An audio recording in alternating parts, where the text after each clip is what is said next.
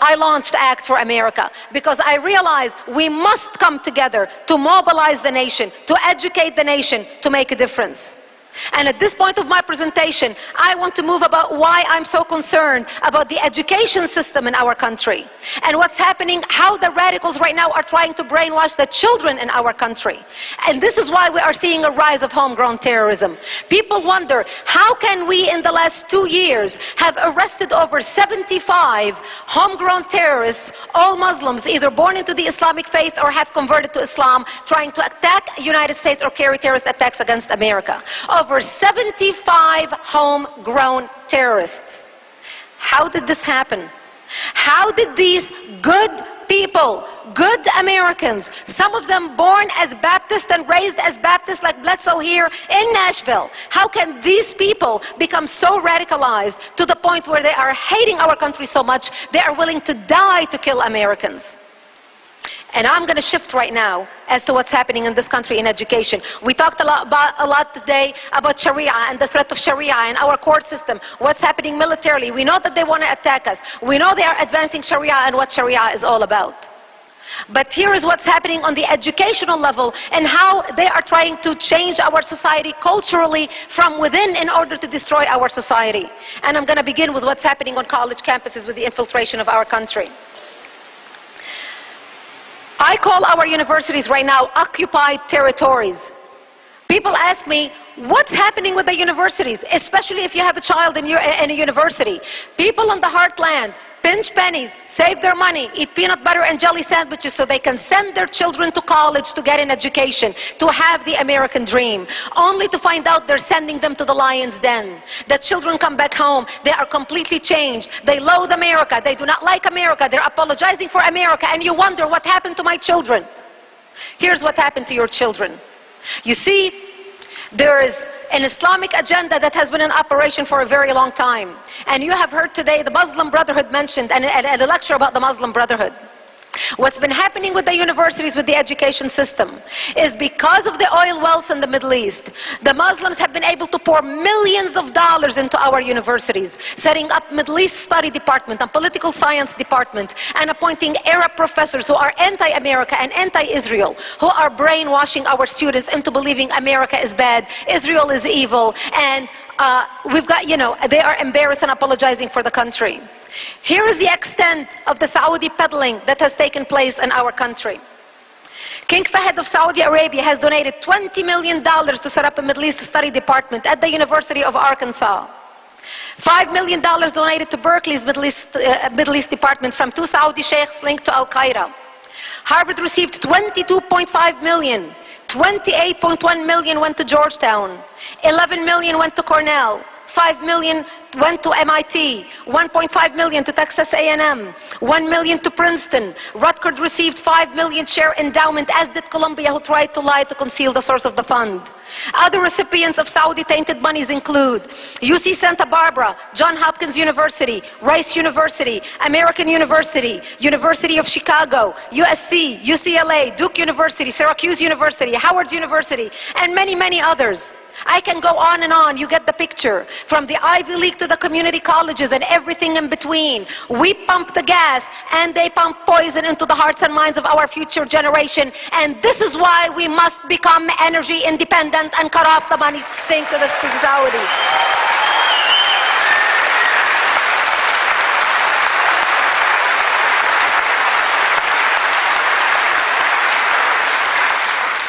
The way they're doing it is they're using a loophole called Title VI program, which was started by our government after World War II to educate American students about foreign cultures and foreign languages so they may be an asset to our country, especially those who want to get into the diplomatic field and work for the State Department. This is how they are able to get this money into our universities. And this is why, when you look at the news and the media and the mainstream media and you think to yourself, why is the media so biased? Why can't they see what we see? The reason why is because for the last 16 years, all these students graduating out of our Ivy League colleges who have been fed a steady diet of resentment against America and against Israel are today the bureau chiefs, the news writers, the news anchors, the news reporters who are reporting on these things. We shouldn't be surprised. They are the opinion shapers and makers. Unfortunately, they do not realize how they get to this point of thinking this way. The problem does not stop there. The radical Islamic agenda in the country thought the strategy worked so well on college campus. Why wait until the kids get to college? Why don't we start educating the children when they are in middle school? So the Council on Islamic Education started advising America's book publishers on how to portray Islam in public schools. They started consulting with Houghton Mifflin and McGraw-Hill and Random House, who write the social studies books and the history books on how to teach Islam in the public school system. They're doing exactly what Hitler did. What did Hitler say? What did Hitler do? Give me the children, I'll change society in 10 years.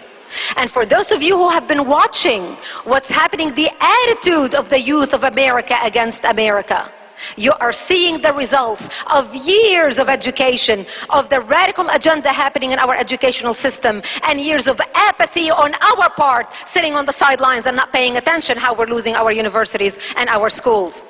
Here's what's happening with the public school system. They started now teaching a course on Islam in 7th grade. The course is a 3-week course where Johnny and Sally have to adopt Muslim names, become Muslims for 3 weeks, memorize and recite verses from the Quran, fast for Ramadan if they can, for 1 day to experience what it's like to be a Muslim, and then go to a mosque on a field trip. Here's what the course says. You know, before when I would speak about these things, people would say to me, absolutely baloney. This could not be happening. We have separation in church and state in this country. So I decided there is nothing like show and tell. So here is the course. It is the course of Islam. So here's how the course started. And before I start, by the way, don't get me wrong. I want my children to be educated about Christianity, Judaism, Buddhism, Islam. I want my kids to get an all-rounded education about all religions. But let me do the nitty-gritty at home, in my own home, when I want to teach them about what my kids want to learn.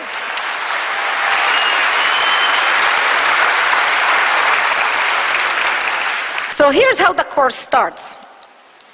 The course starts with the teacher giving instructions to the students about the class. From the beginning, you and your classmates will become Muslims. You will be a member of a caravan. The teacher instructions continue. Dressing as a Muslim and trying to be involved will increase your learning and enjoyment. Finally, trying your best in all tasks will guarantee you an excellent grade and a more enjoyable time. The teacher is already dangling the great carrot in front of the children. Here are the list of Islamic names that the children have to choose from. Abdullah, Khalid, Hassan, Hamza, Ibrahim, Arafat, Khadija, Maryam, Noor, Amina, etc. Here are what they called wisdom cards, which is exercise cards that the children have to study at school, just like they study with math cards or whatever, in order for them to understand their lessons. This card that I'm going to use as an example in particular, and there's many of them pages upon pages, but it talks about jihad. Because jihad has become a word that we are all very familiar with. We have heard a lot, because every terrorist that either blew himself up or committed suicide or martyrdom or did a video of his last rite before he blows himself up, he talks about jihad fi sabilillah. He is dying in the path of Allah. Here's what they're teaching our students about jihad. A jihad is a struggle by Muslims against oppression, invasion, and injustice. This is a fact card. Now, if these words sound familiar to you, it's because they are the talking points of Al-Qaeda and the Palestinian Authority and Hamas or whatever. Every time they talk about why they're fighting the West, why they're fighting America, they are fighting injustice, they are fighting oppression, they are fighting invasion. Our children in 7th grade in public schools in the United States right now are being taught the talking points of our enemies as facts in our public schools, and we, the taxpayers, are paying for it. And by the way, the word jihad is mentioned in the Quran 40 times, 36 times out of 40 as a war, as a holy war against the infidels to either kill them or subjugate them. So the kids are taught flat lies. And here's the kicker some of you will appreciate, especially, it's amazing that we're doing this at church. Here's the Shahada, or the Islamic salvation prayer. When somebody wants to convert to Islam and wants to become a Muslim, this is what they say. It is the equivalent to the Christian prayer of, I accept Jesus into my heart as my Lord and Savior, etc. Here's what the kids have to analyze in the classroom. They have to analyze this prayer. In the name of Allah, the compassionate, the merciful. Praise be to Allah, Lord of creation, the compassionate, the merciful, King of Judgment Day. You alone we worship, and to you alone we pray for help. Guide us to the straight path, the path of those whom you have favored, not of those who have incurred your wrath, which is the Jews, nor of those who have gone astray, which is the atheists and the Christians. Can you imagine if the pastor here goes to a school, to a public school, and says, hey y'all, we're going to study the Bible for 3 weeks. You are going to have Judeo-Christian names like Michael and Sarah, and we're going to memorize and recite verses from the Bible, and you're going to try to fast for 1 day to experience Good Friday or Yom Kippur, so you'll know what it's like to come from that heritage, and then you're going to come on Sunday to church service to experience what it's like to be a Muslim. Can you imagine what would happen to that pastor?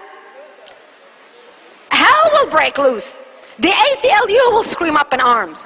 Again, I am all for religious education at school, but this is indoctrination and it's unacceptable. This is exactly why we have separation between church and state. Do not mix the two together.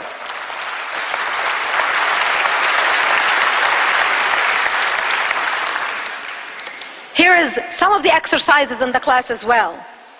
Become a Muslim warrior during the Crusades or during an ancient jihad. Explain weapons, tactics, etc. Excuse me?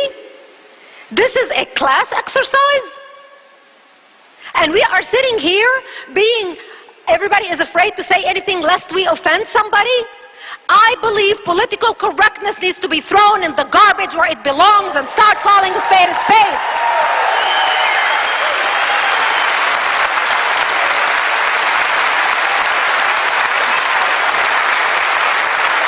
Yeah, I'm talking to the right people.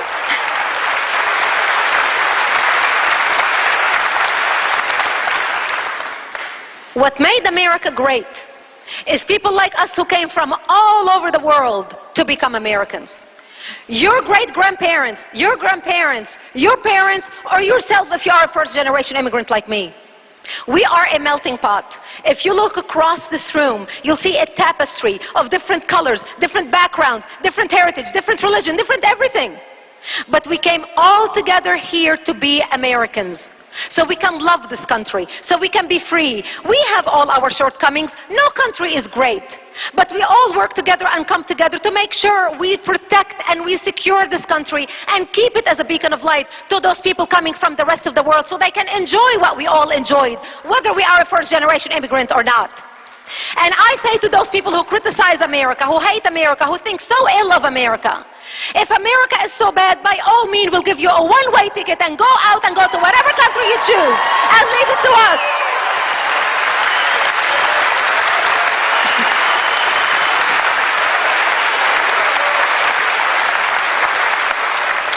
No one is perfect. We all have our shortcomings.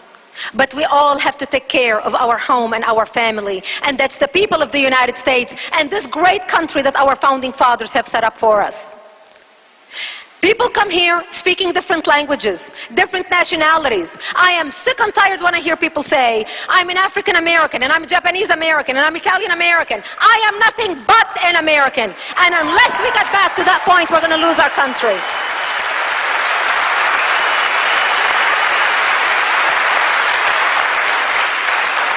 And while I'm on a roll, English is the official language of the United States and shall remain so.